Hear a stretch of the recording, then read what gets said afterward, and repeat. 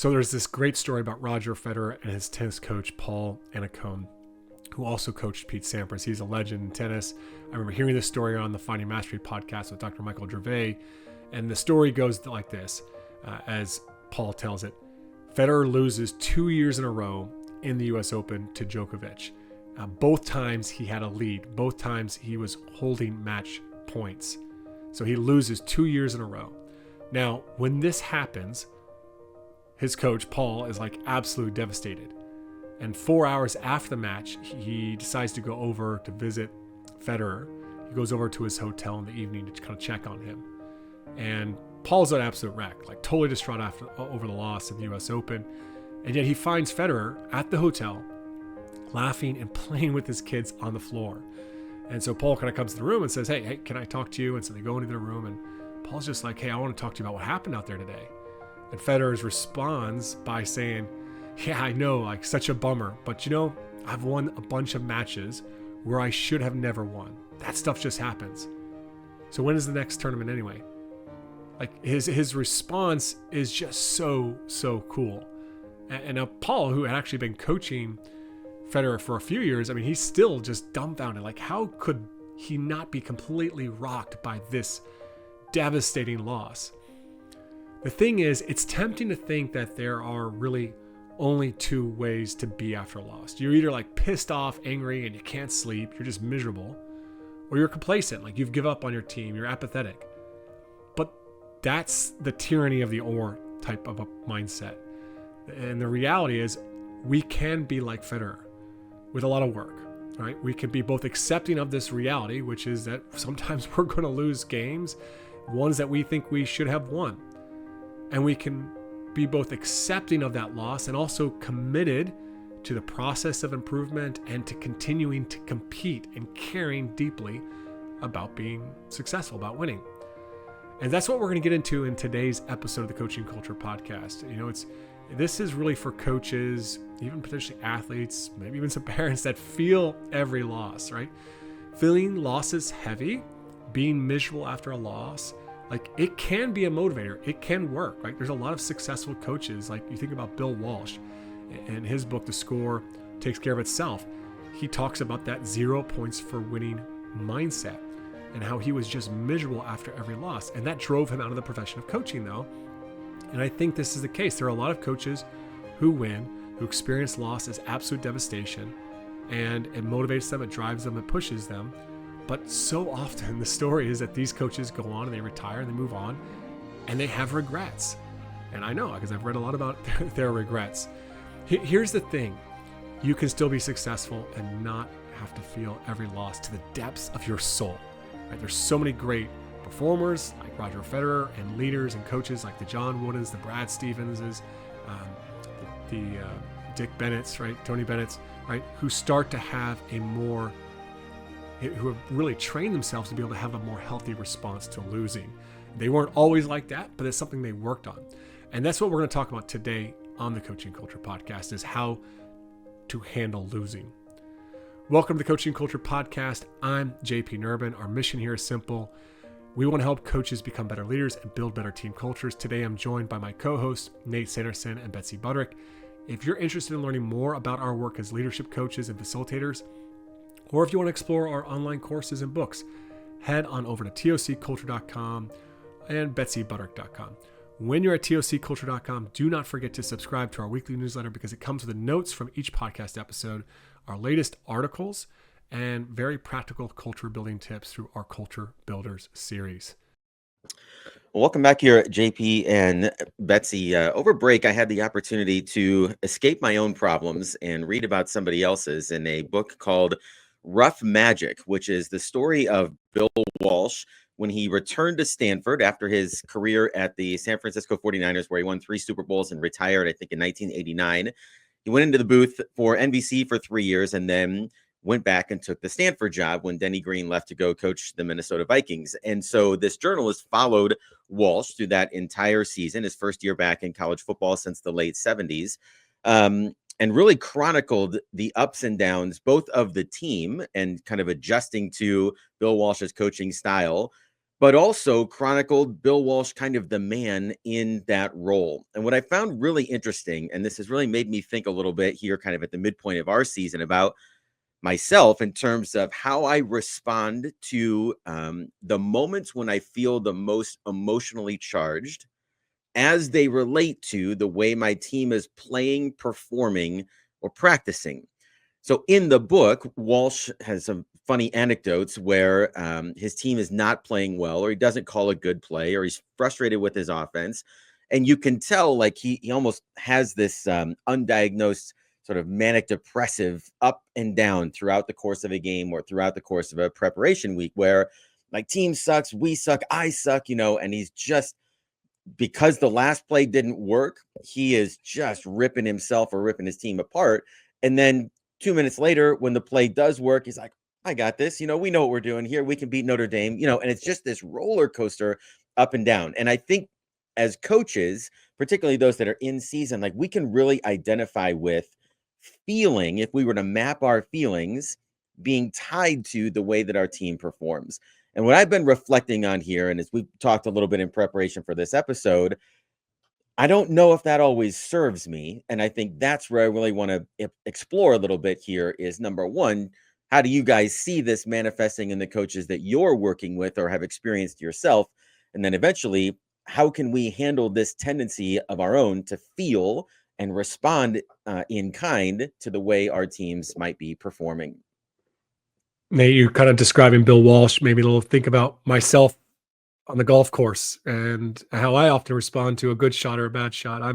I can be high or low, but quick to let it go. But actually, as you were talking, I thought about like two basketball coaches that I respect their coaching ability. Uh, Tom Izzo versus Brad Stevens, like during the college days, right? Brad Stevens was this cool, calm, collected individual. Tom Izzo, very far from that.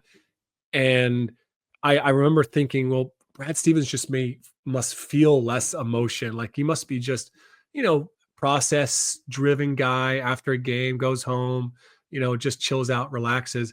And yet I remember recently hearing him on a podcast talk about how he would be devastated after losses and how losing was more, painful than winning. And like how which is exactly what, Bill Walsh talked about in The Score Takes Care of Yourself, of why he left the game. 0 points for winning. It was like the joy of winning was completely sucked out of it. So here you have the emotional Bill Walsh and you got Brad Stevens over here, and they're both feeling strong emotions, but it looks different for them on the sidelines, right?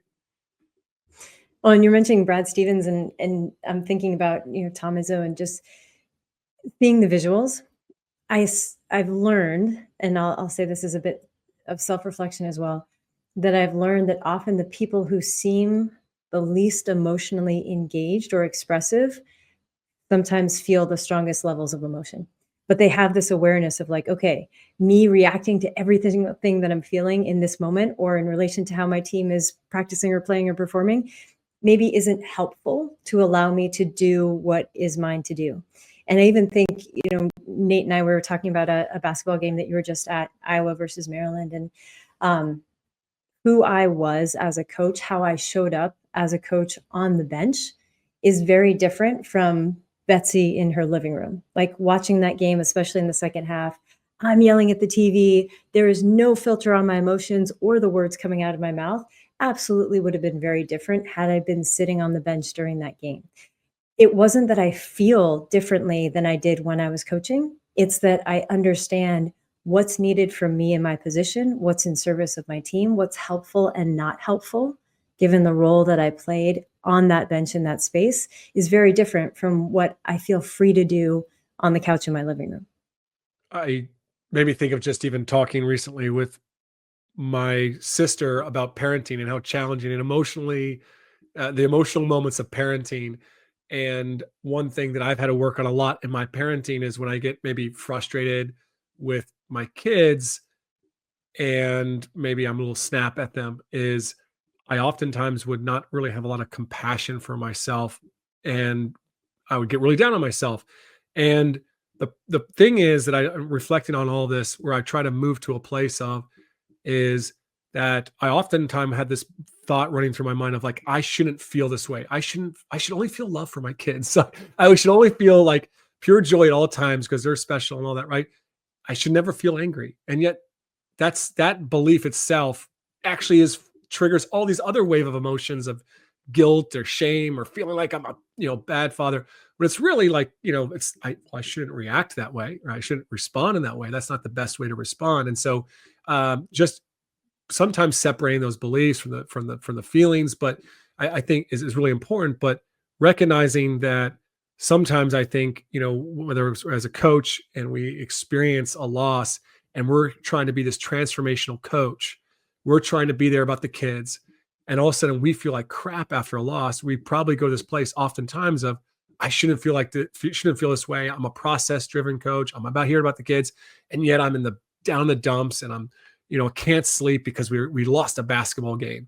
And I think sometimes we make ourselves feel bad or worse for feeling the way that we're feeling. And that's not healthy either. I think generally speaking, having a lack of awareness of our own emotional landscape and triggers, I think we'd all agree is a detriment to our performance as a coach, relationships that we have in our life. JP talked about the role of a parent. And maybe we need to start with that for a second, because I think there's also maybe a misnomer out there of like, well, if we lose a game we were supposed to win, should I feel okay with that? Like that doesn't seem right either. So, when it comes to those emotions, I guess maybe we start with this idea of, okay, I get charged up when my team doesn't play well or we don't practice well. I mean, this is another place we see it with coaches that we work with, is that it's not just a game to game thing or a play to play thing in performance. There are coaches that are riding the roller coaster and teams are just hanging on for dear life, to how the coach is responding to drill, rep to rep in a practice, and I don't think, having been a rage monster in the past and, been much more reactive, I guess, and less calculated than I am now, that didn't serve my team, back in the day. And so I guess maybe where does a coach start, that recognizes, yeah, I definitely ride the roller coaster. Like, you map my emotions, it's going to match the way we're playing or the way that I think we're playing. Where do we start, when it comes to trying to regulate and be able to serve our teams better in those moments? For me, that journey starts with awareness and self-awareness. Like, what am I feeling? And it's really hard for something to exist if we don't have language for it. And often a starting point for individuals is, if you Google feelings wheel, emotions wheel, you're going to get a very brightly colored wheel full of emotional language. And so a starting point for people, I often recommend start around the middle, where the core emotions are things like anger or joy or sadness, emotions which most people have a high degree of experience with. And then start circling out. And when you hit upon a word that you're not familiar with or you don't know the exact definition, fantastic. Look it up. And then ask yourself, when in my past has that been my emotional experience? Because indexing your past, identifying a point in time where that was the emotional experience that you were having, better prepares you to be able to identify when you're having that emotional experience in the future. So for me, if we're going to talk about self-regulation, if we're going to talk about intention, it starts at the level of awareness. What am I feeling? And then from there, we get to take a very interesting journey, whether it's, what am I making it mean? What judgments do I have about those on my team or on my staff who feel similarly or don't feel similarly? What judgments am I making about people who express emotion differently? If a player's not upset after a loss, it's very easy for coaches to judge them as, well, they're not invested or they don't care, or else they would be upset, because I'm upset and I'm invested. So there's so many different places we can go once we've started from a level of awareness that allows us to identify, what am I feeling? That for me is a starting point. Nate, I think one question I have for you on this, which I think led to some of this discussion happening, is you're much better at noticing what you're feeling now than you were 5 years ago, 10 years ago. And obviously you've worked to work with those emotions. And there's part of you that's interested and curious of like, is there a part of this that's actually good? Like, I think a lot of coaches would say, oh man, I'm really upset, and I'm, fires me up to get on my team, to challenge them, push them, and then they respond really well. Or, to your point, I'll favor like find a solution. I'm just kind of curious how you see, okay, this noticing, and you're kind of at this crossroads, like, oh, is this like a good thing? How, like from that perspective? Yeah, I think the biggest growth for me over the last probably 5 to 10 years is rooted in this first phrase here, that emotion is a terrible arbiter of truth. And I think that's probably the place where I've really started my journey of coming to a game, after a game, good or bad, played well, didn't play well, won you were supposed to, or lost, whatever. And you immediately, like, the expectation is, all right, we're going to tell the story of the game. What happened here that either we did well or we didn't do well or we have to do better. It feels like that's the job of the coach, is to be able to articulate and summarize that right after the game. The problem is that story is usually informed more by how I feel than it is about what actually happened. And it only took me like 20 years to figure that out. So, now when we go after a game, I'll give a couple impressions of things that I thought went well. And if there are things that I didn't think went well, or if I'm pissed off about something, I'll just tell them I got to check the film before I give you any more feedback. And so, for me, it's like I recognize the emotion, but that's linked to a story, and I think that would be my tip for awareness is, if you ask a coach or my wife, what are you so upset about? I'm like, well, I'm pissed off because we didn't jam the cutters and it cost us 8 point whatever. Like, so I kind of identified the emotion. I think we didn't jam the cutters, but I'm not really sure because I'm not that focused on that one thing during the game, right? So then I go back and chart it, and it's like, oh, well, I mean, we didn't jam them, on 3 possessions, and then 18 other times we did it right. And here I am telling a story that's fed by the emotion, but the story isn't really true. And so for me, being able to keep those emotions in check a little bit is just pause. Let me check my work. Let me look for evidence to see if that supports the story that's being fueled by this emotion. And I'm telling you, more times than not, it isn't. I'm telling a story or reacting to a story emotionally that really isn't rooted in the facts of what happened in the game. So I'm much more even keel now during games and even after games, because I just don't know. Like, I literally, well, I don't know what happened. I'm going to go back and figure it out, and then go from there. And so I think in some ways that's a bit of like a mitigation strategy that leads to better solutions for our team, rather than just I'm reacting to what I think happened. Hopefully that makes sense. It does, Nate. And I love that you went there, because that is awareness. We talk about awareness as labeling. What am I feeling? Also, the awareness of how is what I'm feeling telling a story, and where are my emotions or my emotional response getting in the way of me being able to tell the story that's most helpful for the situation, the circumstance, the relationship, whatever it happens to be. As you were talking, I remembered there was a point a couple of years ago where a student athlete had recorded a conversation that they had with their coach. And they said, Betsy, I want you to listen to this, because before I take this to the administration, to the sports supervisor, this I feel like is a perfect example of how dismissive and defensive this coach gets. And they played the recording for me. I didn't hear any of that. I didn't hear any dismissiveness. I actually heard openness. I didn't hear any defensiveness. I heard receptivity. And what we realized after I listened and we talked through it, and I gave specific examples from the conversation, this athlete had gotten to such a point of frustration with their lack of playing time, given where they were in their career, given their position, given the fact that they transferred to play for this coach and they weren't having the experience they thought they would have. Their emotions impacted their ability to hear clearly the message that the coach was sending. And so your awareness that, like, yeah, this is what I feel. And so this is the story that I'm making up, but let me check the film and check the facts, because that story might be inaccurate to some degree. That's such an important piece of awareness that is a great starting point for coaches. Yeah, and there's some things that I also heard that you shared, Nate, that I think are really valuable for coaches, because they speak to a lot of intentionality and awareness, which, you said, used to come in and might respond of like, I'm pissed off or I'm angry, which you know, there's a lot of like closeness between you and that emotion, like you are that emotion. Whereas I think, the conscious leadership group, I love how they talk about saying, hey, I had this feeling. I had this feeling of anger, right? Like I'm creating distance between the emotion and myself, and I'm kind of holding it out there. Very similar to what Betsy was sharing there, the Brene Brown really popularized that phrase of like, I'm telling myself this story, and to be able to share that with someone, I'm having this feeling, or I had this feeling. I think that's just it's really really important.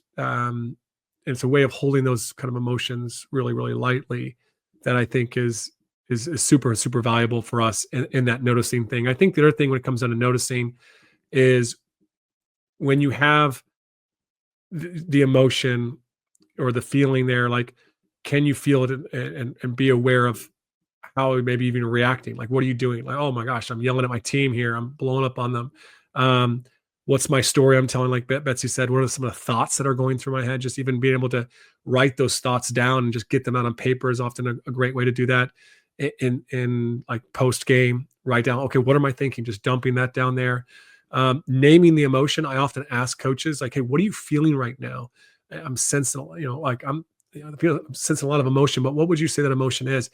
Oftentimes they'll go quick to write it's just to an emotion, or sorry, to a thought, and they'll say, well, I'm feeling like my team doesn't care about winning as much as I do. And it's like, okay, that's what you're thinking, but what's the feeling? So just sometimes naming that as like, I'm feeling angry is really beneficial.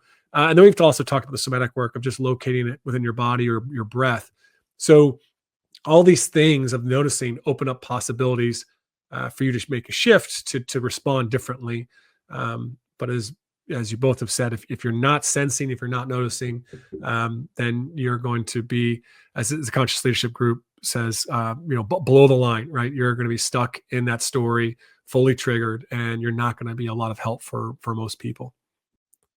And it can be tricky too. And you mentioned parenting before, JP, and I saw something on social media recently, and it said, after working with my therapist, when I feel frustrated with my kids to the point that I feel like I'm about to lose my effing mind, I remember to take 3 deep breaths, and then I lose my effing mind. So it's like, even when we have strategies or tools, it's an imperfect science. It's a continual coming back to the moment, the awareness, the intention of being a person who experiences emotion. And that language of, I'm angry versus I'm experiencing anger, I'm having a feeling of anger. Small shifts and big difference. It's simply in what we're able to feel like we can do or not do. Are we at the mercy of our emotions, or are we more in control of our emotions? Recognize we have them, but not that they have to control us, maybe even in the way, Nate, as you mentioned, they might have historically. So this gets me curious. I one thing that I just kind of wrote down there when it comes to some of these emotions is, are we trying to feel some of these emotions with a little less intensity, right? Well, you lose a big game, your team plays poorly, like the rage monster's burning up inside you. Like, we don't want to be apathetic, like not caring, but maybe it doesn't serve us to feel them so intensely, or and maybe it's both, but feeling them, yeah, feeling those emotions to completion, but then letting them go. Can we do that quickly? So is it feeling them less intensely, or is it feeling them, yeah, and then but letting go of that emotion, and then choosing a more appropriate response quicker, rather than blowing up on your team and then going, oh shoot, the next day that wasn't really helpful. Like, I'm curious how you see, what if a coach was to pick one or the other, what should they probably be focusing on? This is where it gets tricky, because for me, this is a yes and. Like, yes, it could be helpful to feel emotions less intensely, because arguably it might make it easier to recover from an emotional response and get back to what's maybe more helpful in the moment. And I would argue that intensely feeling emotions can also be a great indicator of what's needed for what's next. And so I think about that Viktor Frankl quote, between stimulus and response, there's a space. In that space lies our ability to choose, and in our choice lies our growth and our freedom. And for me, a lot of emotional regulation is trying as much as possible not to judge the response that I'm having, whether it's the emotion, trying to avoid judging it as good or bad, positive or negative, intense or less intense, as appropriate to the context, and instead acknowledging that this is happening, stimulus, response. And then for me, the core question becomes, what's helpful? So is having this strong emotion right now helpful, given what I'm tasked to do or the context or situation or conversation? If it's not, what choice do I want to make in service of what would be helpful, even if that's not my initial gut reaction or response, given the emotion I'm experiencing? I think, JP, one of the things that I've noticed over the years here, just in practicing this better, is that I tend to feel emotions less intensely, particularly when I compare that to other people who haven't grown during the same time. So, like, I think back to the beginning of our season, we played a top 5 team in a class 2 sizes above us. We were up 10 at half and ended up losing the game by 12. So we were outscored by 22 in the second half. Um, that felt differently to me than it did in the stands and to some of the parents, because I had already grounded in some ways my expectations for that game, where we'd only had our kids together for 4 days of actual practice because of volleyball and other circumstances or whatever. They'd never played together. Like, this is a really good team. It wasn't a great matchup for us. Like, all of these reasons, as a coach, you see this game's going to be a little bit challenging here, and we're just not there yet. And I remember one parent in particular that um, felt free to share some of her advice, with me about what we should be doing, or, whatever. And I just thought, it's so interesting that your nervous system is so triggered by this game. Like, that was just a weird observation for me. But I think it goes back to this idea of I'm not my emotions. I'm experiencing my nervous systems or my limbic system or whatever, my brain's response to what's happened. And the ability to be able to see both of those things at the same time, I think naturally allows me to say, okay, well, maybe I use that word a lot in my thinking too. Like, again, we do a couple things wrong last night in our game, I think. But again, I'm just telling myself maybe that's what happened. And it just naturally kind of brings the temperature down a little bit, because it almost postpones the emotional response to, well, let's go find out. I might get pissed off when I watch the film, but at least I'm giving some space to look for evidence first. And in doing that, I'm not handicapping my team, where they have to deal with my emotion and what's going on in the game, and that, if that emotion becomes contagious, is that serving us, or is that to our detriment? I have to take some responsibility for that as well. So I think, regardless of where you start, the more practice that you have, the easier it becomes to be able to see those things and make choices in that space between that you described there, Betsy. Yeah, I think it's like Betsy said, there are yes, and like it's a kind of, you're trying to work on both.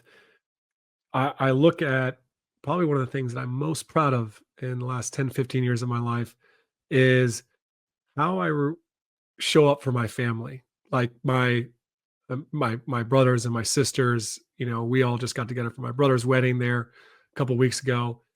And it's an amazing feat how I went 15 years ago. I was the one that started family arguments and blew up family dinners. I was that guy, to now I'm the one that's like talking people off the cliff. I'm the mediator, and I'm just sitting back observing them like get, dysregulated over different things, right?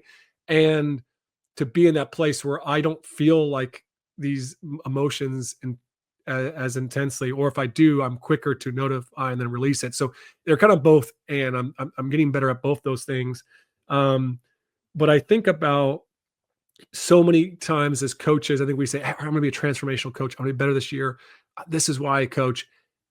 But then we don't do the other work we need to do, um, to be able to maybe like lessen the results or a team's performance, connection, or emotional control over us, right? So we're not taking care of ourselves. So we're still sleep deprived. We're not eating well or exercising. So all of a sudden your window of tolerance just like it's really small. And all of a sudden, like you're going to be a lot more reactive. And then you're going to be having that moment where, okay, all right, now I noticed it. I'm trying to talk myself off a cliff all the time, down to like just being mindful. Like the power of mindfulness is to, you're going into a game. What am I feeling? What am I thinking? Okay, how's that thought? Like, we don't win this game, we're screwed, right? Like, how is that going to help me? So to be able to be mindful before emotions get really, really big, and to start to maybe like let the air out of them a little bit, so that when you get into that game situation, you're less likely to go off the rails. You're opening your window of tolerance there. So I think there's a real importance. I mean, if our identity is completely wrapped up in our team's performance, I don't know how much like having all of our, release emotion, tactics and all these types of things is going to help us if we're just so constantly all about the results. But I don't think we ever want to be a coach that doesn't care about the results. So it's about balancing that relationship within winning and our team's performance and our kind of value and self-worth as a coach. And we're talking a lot today about, in competition and the moment to moment decisions that we make, the emotional reactions that we have as a coach. And as we're talking, I'm thinking about two different coaches that I've recently had conversations with. One who is so person athlete centered that in the pursuit of that passion for the individual, who that person is, wanting to do right by that athlete, they have missed or been less aware of some of the strategy and some of the metrics related to success in the sport that they coach, because they feel so strongly about this kid and wanting what's best for this kid, and this kid deserves, X, Y, and Z, that they've been less able to see some of the strategy or rationale or reasoning around certain decisions that are made in the context of the rest of the team, aside from just this kid. Another coach that I've spoken with recently, this individual self-disclosed, I'm not an exclamation point person. Like, I'm going to give you props when you've earned it, but I'm just not someone that's overly expressive or, enthusiastic. And I think about the challenges that that coach has had within their team and the judgment made by athletes about their coach's lack of excitement. The translation has been coach is very negative.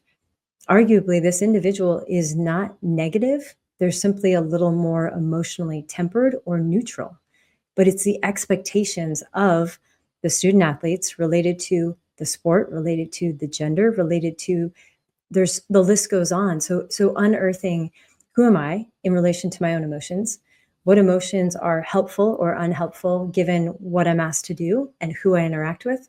And then also, how do we level set expectations for emotional response in the context of our team so that we avoid judgment, so that we avoid miscommunication, so that each of us is able to navigate our own emotional space and experience, to your point, JP, optimizing, or at least making others know, like, hey, when I don't sleep, when I haven't eaten, I am emotionally raw and very easily triggered, and I'm going to have high emotions very quickly.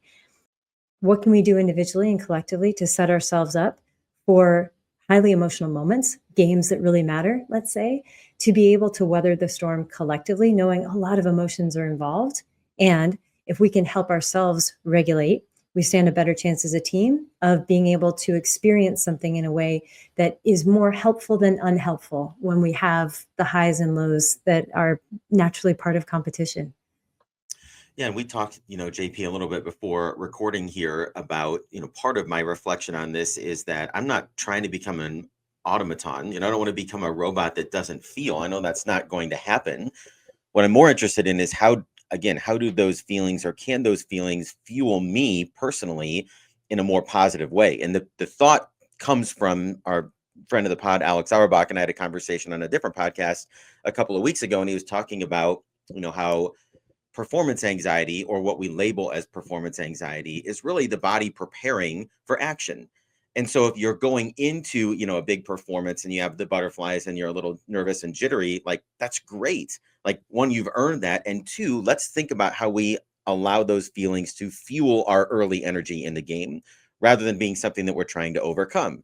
And so that really made me think about this same principle, but applied in sort of the coach's emotional landscape of, okay, well, maybe I do come home frustrated from practice and I have to sit down and have dinner with my family. But at some point, that feeling is going to linger long enough for me to be driven towards solutions. And most likely, I'm going to go back into the film of practice, or look at the practice plan, or talk to the coaches, or text the captains, and try to figure out, why didn't that work? Because I want to do it better. And there was a time in my life where I would be driven to do that because I would see myself as, like, the quality of me as a coach is directly manifested in the performance of the player. I'm a good coach if we can execute a play. I think I've separated myself from that some, But there's also just part of me of like, I want to get it right. And I want to watch a good practice. And I want to help these kids be their best. And what we just did last night didn't work very well. And I feel that, but it's a little bit more driven toward, so what can we do better? And using that energy, to scour the film or to do some research with the players and coaches to find a better way, I think it is a healthy channel. But again, there's intentionality and awareness that makes that possible. Yeah, and what I've heard there, Nate, and you can correct me if I'm wrong, is you've had a shift in the story you tell, which you still have emotion, but one is this, if the player doesn't execute, if the team doesn't execute, I'm a bad coach, to I really want to win. We like to win. We want to compete. I enjoy winning, right? I enjoy seeing my team play well. I enjoy seeing my players be successful and the joy they get out of that.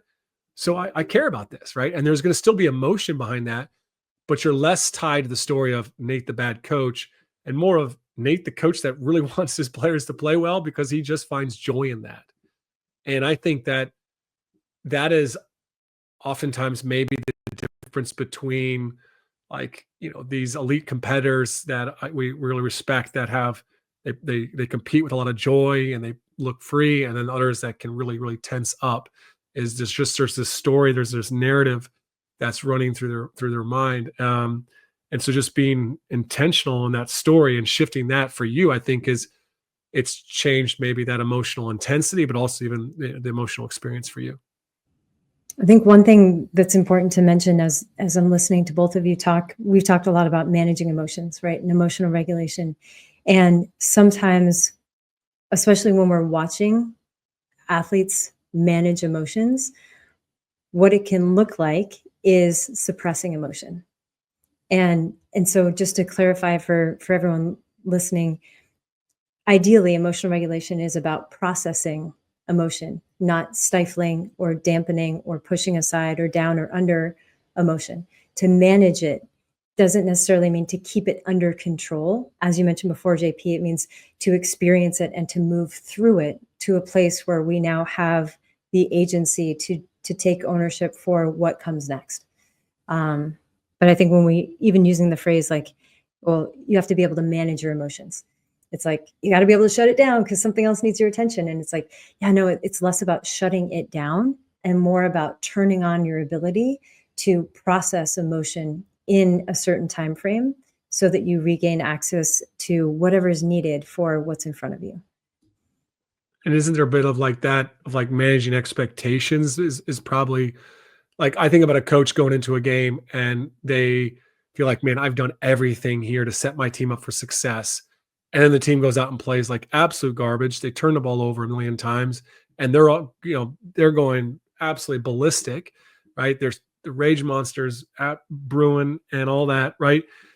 Rather than, say, well, well, what do you want that coach just to be okay with the turnovers, and just more like a bit of like expectations of like, yeah, I did all this, but they're still human. And there's just a minute of acceptance of like, I'm not in control of how my team plays. I'm only responsible for creating the conditions for good performance to happen. And when we do that, we're more likely to watch with curiosity of like, well, what's happening here? To Nate's point, like, okay, I think this is what's happening. Like, we're not defending well or doing these things well, but I'm not fully sure. And so what I also hear in you, Nate, as you process some of these emotions, is you're actually coming at it with more curiosity, not just curiosity towards the emotion, but curiosity to like, ooh, is the story I'm telling myself about this true? Betsy, another place that we sometimes see kind of coaches being held captive by their emotions is the anticipation of an emotional response that maybe undermines our ability to make or execute the decisions that might be best for the team. It's not exactly the same because what we've talked about so far today is a lot of reaction. But I also think there are times where coaches anticipate a reaction from a player receiving bad news or a change in the lineup or, cutting from the squad or what have you. And that affects our ability to do what's best for the team. So for those coaches that are like, yep, I can think of times where I haven't maybe been as forthcoming or made the right decision because of the backlash or because of the emotional response I anticipate. What do we do with that? Great question, Nate. When you find the answer, let me know, because I see it all the time. And I think about so many examples come to mind. One is, let's say best player on a team is very emotionally explosive. And so I hear coaches say, well, I can't call them out on that in the game because then I'm going to lose them for the rest of the game. Whereas if you ask the rest of the team or even the staff, it's like, if you don't call them out on that thing that we've talked about all week, you are losing the rest of the team because you're not holding our best player accountable, because you're afraid of their reaction in this moment where you need them to play well. So absolutely, I see coaches forecasting the emotional response of an individual and then making decisions based on what they think will happen out of fear of the emotional response. I would argue we're much better served to acknowledge that emotion might happen, to address it before we find ourselves in that situation. So same example, I might sit down with that best player and say, hey, there's going to be certain times in the game where I need to address this with you. In our past, you've had this response.